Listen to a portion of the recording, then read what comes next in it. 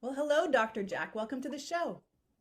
Thank you so much, Sherry. Pleasure to be on. Excited to share my best opinion of cardiovascular health and wellness.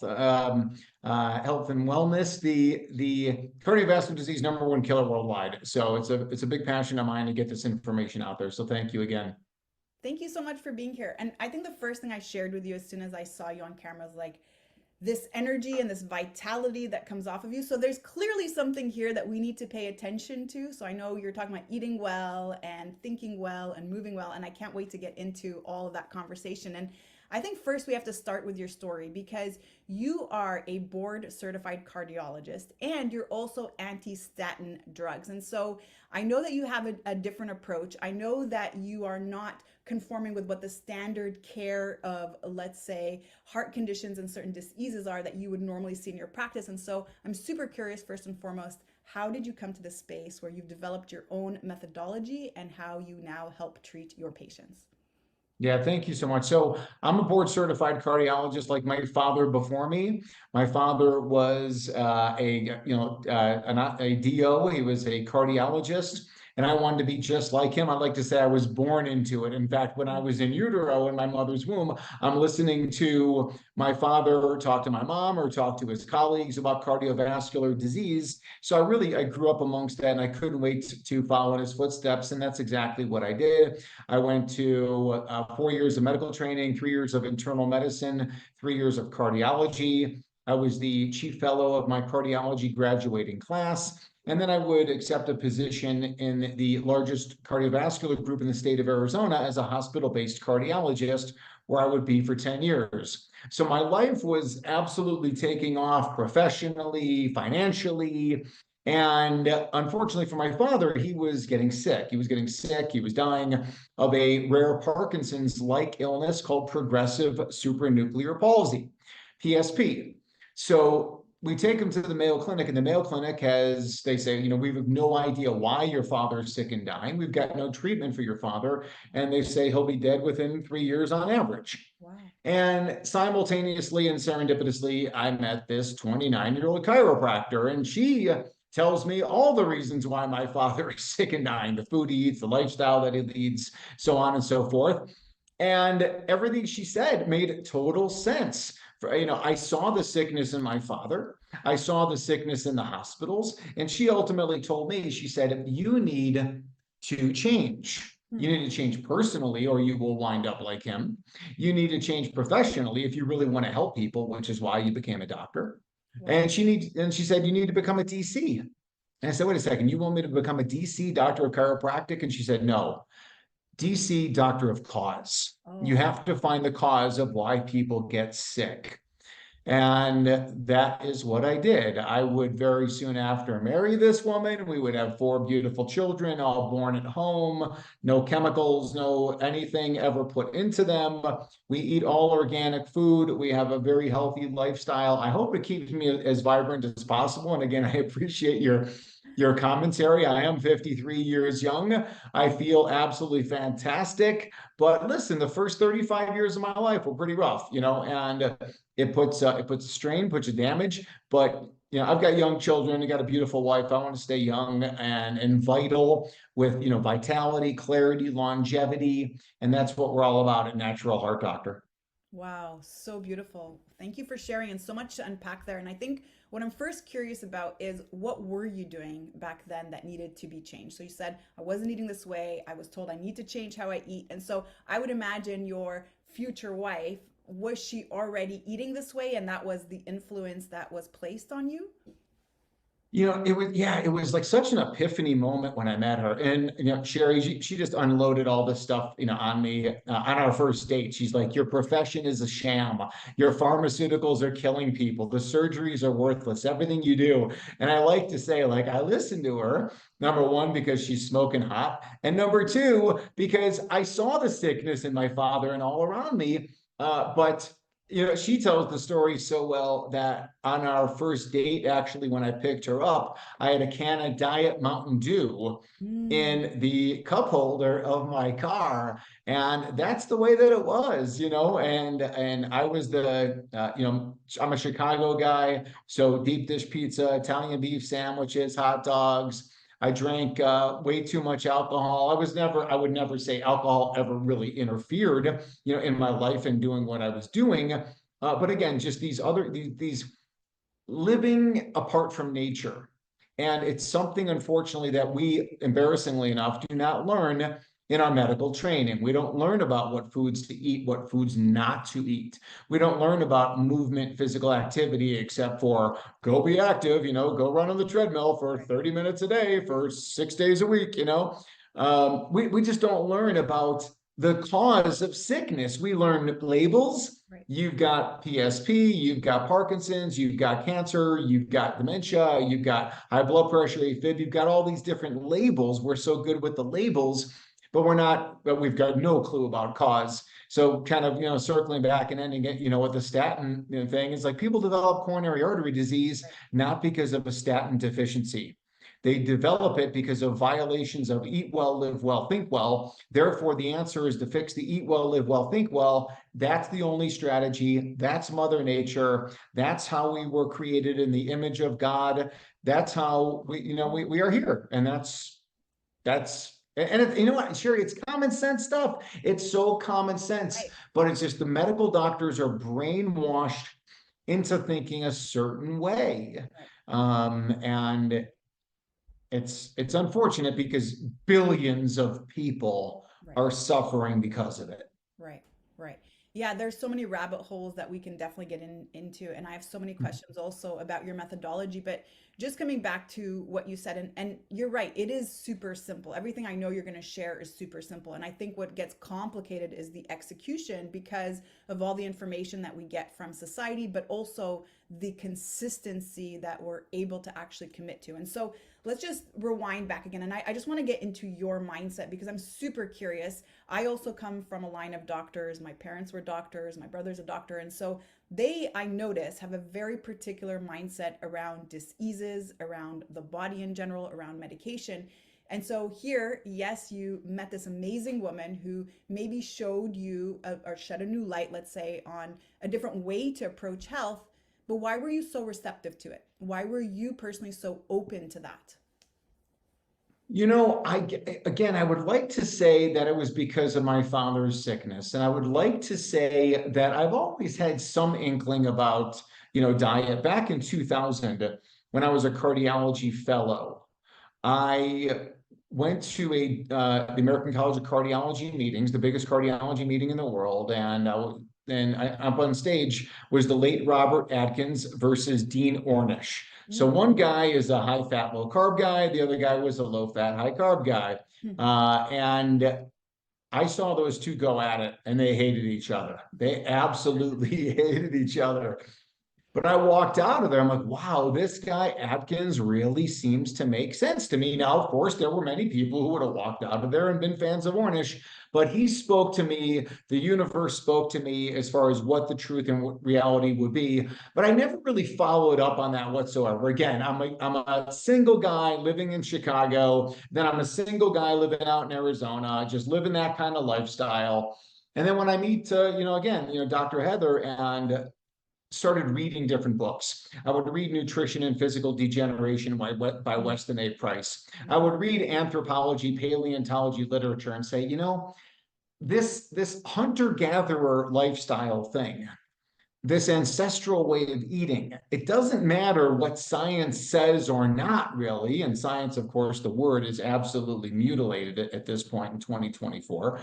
But it doesn't matter what someone's study shows. It's just look into nature. You look at shows today like Alone, Naked and Afraid. They're living a certain way. There are paleo peoples that are out there today.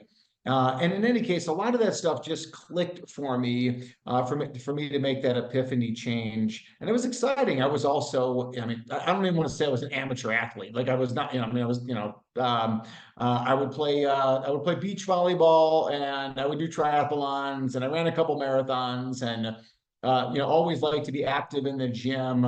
Growing up in the 1970s, Arnold Schwarzenegger was my idol, and of course all the Rocky movies. This is before your time, so you probably don't know what I'm talking What? about. But if you want Well, to, if thank you you. want to pause and you want to Google it, you can Google what I'm talking about. Rocky, I know all of them. Stop it. Conan the Barbarian, all this old stuff. Okay, so it was exciting to me, and my wife will tell you this. Like when the world opened to me in this way, all I wanted to do was read more and more and more, and it was just this total enlightenment for me, and it was very exciting. And of course, I became very excited to share this information with my patients. Now, here comes the problem. As I start talking about this is the food you should be eating, this is the lifestyle you should be eating, this is the lifestyle you should be leading. These are, pharmaceuticals, not, you start looking at the pharmaceutical data with a more critical eye. And then you share this information with patients. And then, of course, patients go back and they tell other people. Now they go back and they tell their primary care doctor. I went to see the cardiologist you recommended. He said I should stop taking statin drugs and I should eat this way and live this way. And now the primary care doctor gets upset. And the primary care doctor calls the head of my cardiology practice and said, what's going on with Wolfson? Why is he talking about this paleo diet? Why is he talking about this lifestyle? Why is he taking my patients off of pharmaceuticals? So the head of the practice sits me down in 2012 and he says, listen, you're a wonderful doctor. You're one of Phoenix, you were voted Phoenix, Arizona's top doctor in cardiology 2011. The patients love you. The people love you. Again, the nurses, everybody talks about you, but some people don't. Some people don't like what you have to say. And I believe you. The woman who's going to become my third wife, she's all natural. She's she's totally in all this stuff. But here's the deal. I need you to stand down because it's bad for business. The referring doctors don't want to refer to you or the practice. I need you to stand down. And I said, I quit. Wow. And I left.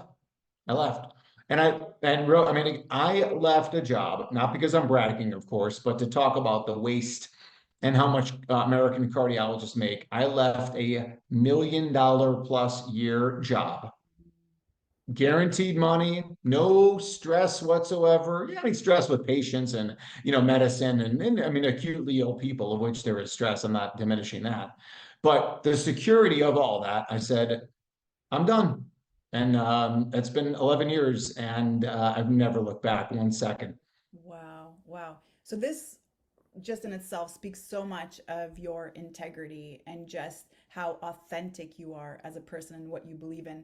And it's super interesting because also what I'm hearing you say is you're almost going backwards to the information that we've had in the past. We're learning from hunter-gatherers. We're learning from older civilizations that are actually still on the planet and still living this way and eating this way and moving this way, and rejecting maybe more modern science because, as you know, there's always these constant studies coming out around nutrition and the way we should be eating and all of these new gadgets and new ways of measuring vitality and all these things. And so you're actually going backwards and you're simplifying things. And so what does that practice look like now for you? So you, I assume, don't prescribe medication and you're teaching people instead how to eat well, how to live well, how to think well. So what is your practice now looking like? Well, I do. I've been doing a lot of virtual since 2012. Mm-hmm. There's not many cardiologists who think like I do, and certainly not the exact same as I do. But I do prescribe pharmaceuticals in certain situations. I mean, there are a time and a place. Ideally, we would all say, okay, well, let's eat well, live well, think well. Let's test, don't guess, using the most advanced testing in the world. Let's use evidence-based supplements and then the biohacking strategies, as you know, of which there are like an infinite number of things we could do in that arena. Mm-hmm. When and if those things fail, then there is a time and a place for pharmaceuticals. And bless the men and women who work in emergency rooms and trauma centers. But for chronic illness, of course, they have nothing. Statin drugs are a failure. Blood pressure drugs are a failure. Aspirin is a failure. All of these things, the diabetes drugs, the weight loss drugs, they're all failure approaches. Now they can provide a Band-Aid. A blood pressure drug can drop your blood pressure from 180 to 120. But the question really, whenever we take any kind of therapy, is we're looking for outcomes. We're looking for hard outcomes. Will it make me live better? Will it make me live longer? Will it make me have a less risk of having a heart attack and stroke or cancer or whatever it may be? And when you look critically at the data, you really see that there is a very limited benefit to most of our therapies. There's no benefit to some of our therapies. is danger to some of our therapies. And this is not even talking about the side effects, because everything else Right. has Totally. side effects with it. Mhm. So interesting. I was working with a client this morning, and she's amazing. She's actually, since the summer, she's made a lot of changes around not just her mindset and the way that she actually perceives food and her relationship with food, but also lifestyle habits. And so her doctor, so she's on metformin right now, and she's pre-diabetic, and so her doctor put her on a semaglutide, Ozempic, and started with a small dose, and that just ended up constipating her and giving her other issues. He put her on her higher dose. That went the other way. She was violently ill being on it, not really releasing a lot of weight. And she went to go see him last week. And even though she's now in a smaller size, she's lifting weights, she's made all these changes around nutrition, he still feels that she hasn't lost enough weight. And now he's wanting to put her on another semaglutide that's coming out here in Canada. It's not yet been approved or even on the market yet.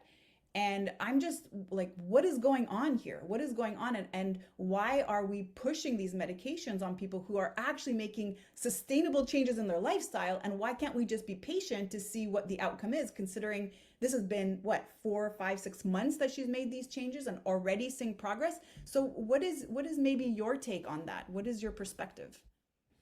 Well, I can't really speak, much to people's motivation in Canada. I Mm, really can't. In the United States, I will tell you that in my history of dealing with pharmaceutical companies and pharmaceutical representatives, of which I have very, very, very limited exposure now, because I'm not a consumer of theirs, so therefore they don't want to talk to me, and I don't want to right. talk to them, and everybody's happy. Um, in this scenario, though, when I was in practice, we got wined and dined by pharmaceutical Right. companies all day long. Mhm. I love to tell this story. In 1988, I was a senior in high school, and for spring break, we went to Maui. My father and mother, they sat first class round trip. My brother, sister, and I, we sat in coach. We stayed at a beautiful hotel. All the meals, Mhm. all the beverages, all the excursions, everything was just absolutely fantastic, and it was 100%. The entire thing was paid for, courtesy of Merck Pharmaceuticals. My father spoke Wow. 1 hour, Wow. 1 hour, 1 hour. So again, the pharmaceutical industry is the most powerful industry in the world. Probably secondary, to maybe to banking and to the military complex. But right there, I mean, pharma is right there. Pharma is a marketing company. These are marketing companies. They are not innovators. They're not scientists. They're pure marketing people. Pfizer, Merck, Sanofi, I mean, Bristol Myers, you name it. They are the marketing arms. And that's just the way it is. So it's no surprise again. And this has been going on since 1910. This goes back to the Flexner Report. This goes back to the Rockefeller, Johnny Rockefeller, and it's in the literature. You can call it conspiracy theory or you can call it common sense. It's just, society has been commandeered by the people who do not want our best. They want control. They want power. And again, I mean, maybe not to get too woo or too out there, but some people believe, and I'm not sure what I believe in this scenario, but that these people who are in control, they want to totally change who we are as humans and remove us, not to get too religious here or too spiritual or too out there, Go but for to it. disconnect us from God, Right. change the fact that we are built in the image of God. And if you change us enough, we become different. Mhm. You change the children of God. And listen, one final thing here, if I may, Sherry. We live in a time right now where it is absolutely critical to question everything Everything. Mhm. and have the freedom to question it. Yes. So when you and I are, discussing this, and some strong man who works for Trudeau comes in and censors this podcast, and I tell this to people all the time who are all about mandatory XYZ over here. You may not be on the right side next time. You may not be on the side that you wish to be on. Mm, So be careful when you give up the power mm. and the freedom to those who control us. Wow. So good. So good. I just have to hold space for just a moment here for what you've shared because this is so, so spot on. And this is a reminder that we actually have agency over our own health. And it is exactly what you said. This inability to question what the doctor said. And this is what's really interesting. And I always have these conversations with my parents and my brother. Anything that the doctor says is going to be truth. And I've seen this. I've seen this. I've been in the health and fitness industry for 25 years. I've seen doctors tell people stop exercising, even though there was a better way to do that. I've seen doctors put people on the cookie diet. This was like 20 years ago when, remember, the cookie diet that replaced meals. I've seen that. And I've seen doctors push weight loss medications, different types of weight loss medications on people. And it all seems to be addressing the symptoms of the root cause of the issue, which is our lifestyle, which could be adjusted by lifestyle. And I think now would be a great opportunity to talk a little bit about what that looks like and maybe get even into the details of what living well and moving well looks like for you, Dr. Jack. Yeah, you got it. But it's just so important really to that freedom of the conversation. Why can't we, if I want to talk about paleo and someone else wants to talk about vegan, and someone else wants to talk about vegetarian, and you want to talk about natural health and immunity, go ahead. And someone else who doesn't, you want to talk about a certain religion, or you want to talk about a political affiliation, okay, like let's just talk it out and let's, and then, let's go from there. And really, trying to listen to others and where they're coming from, and that's perfectly fine. As it relates to nutrition, I like to say this: no matter what nutrition you follow, no matter what diet you're on, whether it's the cookie diet or it is the ice cream diet, grapefruit diet, vegan, vegetarian, paleo, keto, carnivore, make it organic. Get the chemicals out of your food. I don't know too many people who, unless they work for Monsanto or similar, who say, no, you should be eating more food with glyphosate. You should be eating more food with fertilizers and pesticides like DDT. You should be eating more atrazine-rich foods. You should be eating more artificial foods and artificial flavors and colors.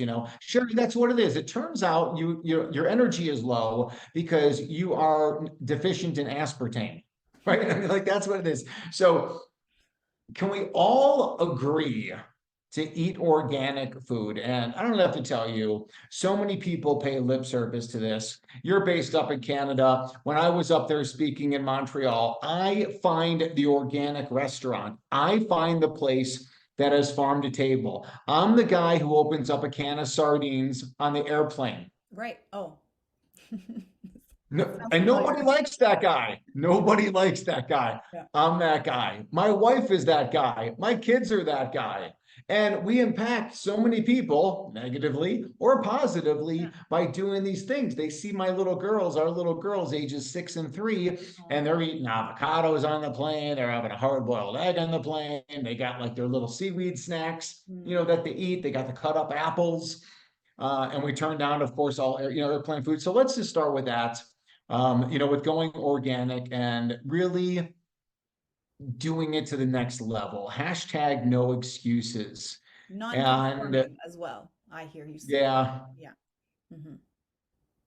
so from there, all the literature I've read, all the common sense, everything that I see tells me that we should be hunter-gatherer, ancestral, Paleolithic type eaters. That's and to that end, if we could tell people instead of avoiding certain foods, although I avoid those foods and I would encourage others, but focus on eating the foods that you should be eating. So focus on wild seafood.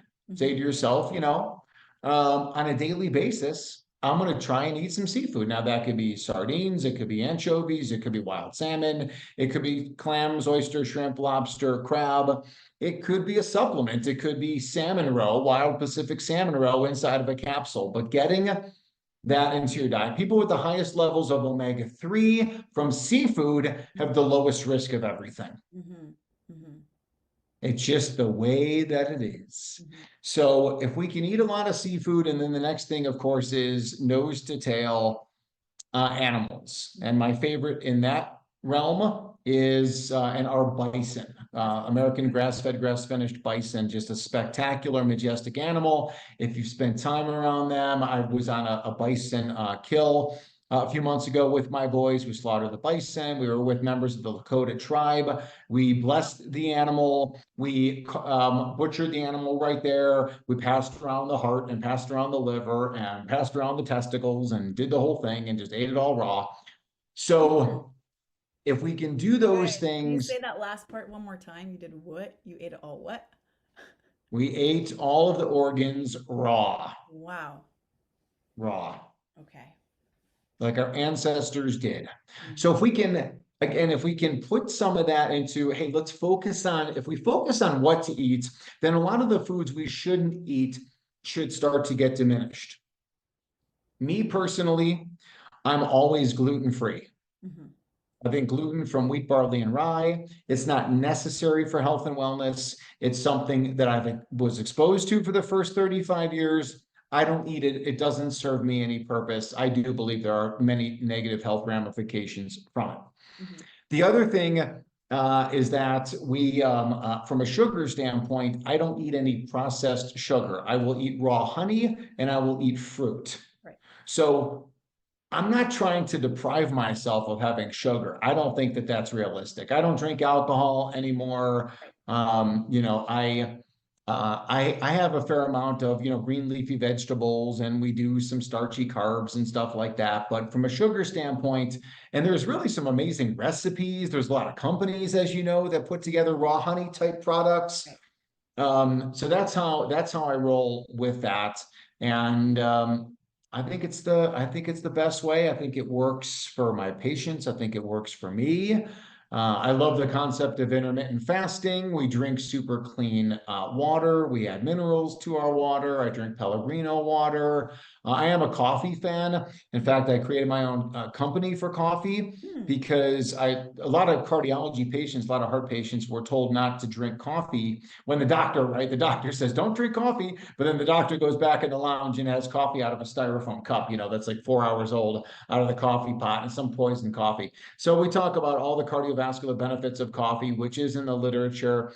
And then we sell a product that is mold mycotoxin free, glyphosate free, and you know, all organic. And 5% of the proceeds go to an organization called, which is actually out of Canada, called Friends of Hunger and Children, started by an orthopedic, no, oral surgeon by the name of Jim McCallum. He's up outside of Toronto, and he's been doing this a long time. So 5% of all, again, proceeds, revenues, you know, go towards that, you know, that group of people. Amazing. Oh my goodness. Okay, so first, I'm a big coffee fan. So is this possible to grab it in Canada, or is this just in the US? Can we only order this coffee in the US? Yeah, no, we can ship it, but I mean, really, the key is you're looking for coffee that has been certified mold mycotoxin free, Right. because that's a big conversation inside of living well, which is, you know, mold mycotoxins, environmental toxins in your home and in your food and stuff like that. So that's one thing. And then, of course, making sure that there's no pesticides in your coffee as well. So that was critical to us. But as far as the heart benefits, you know, we see that people who drink coffee, they have a lower risk of high blood pressure, lower risk of stroke, lower risk of atrial fibrillation, cardiomyopathy, sudden cardiac death. They also have less cancer and less dementia. So, and that's when they're drinking the garbage stuff. So if you're drinking the good stuff, now, right, that, you know, caveat there, you're not going to add artificial sweeteners, and you're not going to use some kind of like synthetic creamer or whatever. You know, if you want to use raw cream from grass-fed cows, I'm cool with that. Don't try and milk a buffalo. If you try and milk a buffalo, you'll be dead. So don't do that. Don't try and milk a giraffe or whatever. And because, you know, because we have a lot of conversations right about dairy and whether or not dairy is Paleolithic food. It's not. Now, can most people consume raw dairy and actually get health benefits from it? I mean, I certainly think so. We do it in our household, not often, but you know, we do it. So that's you know, raw cheese, raw butter, raw cream, yogurt, fermented kefir. Right. other possibilities. Okay. So I know that the, let's say, modern or the typical definition of paleo diet is no grains. So do you incorporate some grains into your diet that are gluten-free? So we'll do a little bit of buckwheat. We'll do a little bit of brown Right. rice. We'll do some quinoa. So, and again, I'm certainly not a botanist, and I'm not really, Right. as far as well, what's a grain? What's a seed? I mean, I don't know. I mean, I just you look back and you say, what did our ancestors eat? Yes. They certainly were not eating bags of oatmeal. They certainly were not eating bags of walnuts, and they were not doing corn and soy and rice. They had no ability to process that. Just if you want to spend a nice Friday evening watching a couple episodes of the TV show Alone, you will see how people existed Right. out in the wilderness. Right. It's just right there. And the vegans who show up on the show, they either convert to meat eaters and or seafood eaters, or they quit the show. Right. No society in the history of the world has been vegan. And again, it doesn't matter what all these talking heads would say, because everybody has their agenda. Right. And like you said initially, there's so much data and information, both in the studies and anecdotal. You get online, oh, I've been carnivore for 6 years. I feel the greatest ever. Everything is better in me. And you'll find vegans who say the same thing. It's almost, Sherry, as if someone said to us, instead of breathing air Mm. and oxygen, I think you should start breathing helium. Helium is the way to go. It's lighter, and it gives us more energy. Like, you would laugh at that person. So I don't know. I mean, I think we beat the food thing, to death over here. It is only one component. It is the eat well, but the live well and the think well Mm. are equally as important, and potentially more important, frankly, than the foods that we eat. Right. So let's talk about the think well. We have an idea of what the move well will be, and especially if we start to look at, let's say, hunter gatherers, there was a lot of walking and movement all day. And now we see that, let's say, in modern society, we are seated most of the day. We're sedentary most of the day. Everything is being facilitated to us to death. In fact, we don't have to move very much to have access to food, to have access to anything that we need, shopping, right? So now we don't have to move to do anything.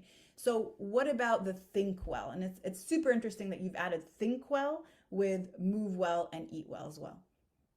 Yeah, so I guess just for clarity, move well is inside of this live well. So live Mm, well is going to be sleep, mm, sunshine, and outdoor activity. So I love the idea of moving well and movement outdoors. mhm, mhm. Then inside of live well is also all the different environmental toxins and pollutants, holistic dental care, chiropractic care. That's all the live well.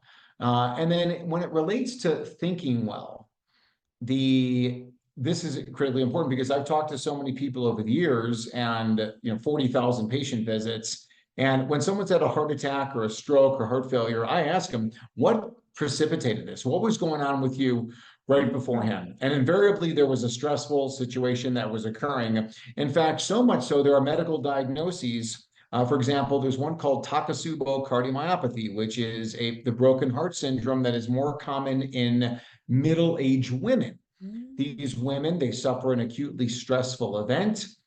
They suffer a myocardial infarction. We go in there with a catheter, take a look for plaque blockages. There's nothing there. It most likely is one of two things, or a combination of both: a sudden spasm of one of the coronary arteries that supplies the heart, or there's a blood clot that's there that sometimes spontaneously lyses or breaks up, or a combination thereof. But it's the stressful event, the broken heart syndrome, or what's the Japanese word for octopus, is where they got the Takotsubo from, because the heart it's almost like an octopus shape, but whatever, that's where it's from. The other one is spontaneous coronary artery dissection, where the artery just shears mm, right off. And that is one of the most common causes of heart attacks in premenstrual women. mm. Illicit drug use would be number one, and this would be number two after that. So again, these ideas of how we think and how that can manifest in disease, this is all very well known. And then how can we be proactive about it? either before the first event or after the first event and say, okay, yes, you had a stressful event that led to the heart attack. It wasn't the only factor, but it was a factor and the precipitating factor. But what can we do to prevent another one of these episodes going forward? So how do we think well? We do that by many different ways. And this is, of course, not where I was trained at all. And there are specialists in the think well category, but it is about finding your happy. Happiness in your relationships, happiness in your community, happiness and your spirituality, your gratitude, your purpose, your passion, your safety, your security. All these things go into it. But now the other side is against that. They want to generate fear. They want to generate isolation and divisiveness. And they want to generate anxiety and depression in us. And they do that through a variety of ways. And then they sell us the pharmaceuticals to deal with our insomnia and our anxiety and our fears and our worries and our phobias. Medication, all that. Yeah. Wow, wow. So much to unpack. And this has been such an enlightening conversation for me. I have to tell you that I've learned a lot from you, Dr. Jack, and I feel like we could still keep going, which means I'm likely going to reach out again and get you on the show because I feel like there's more here. And so let's say to the listener who's ready to take actionable steps after hearing this conversation, how could you direct them to maybe start their journey? Or what could they get started with? Let's say, even if they don't have the means to start to purchase organic foods and they're just looking to start to move towards health and vitality, what could they do?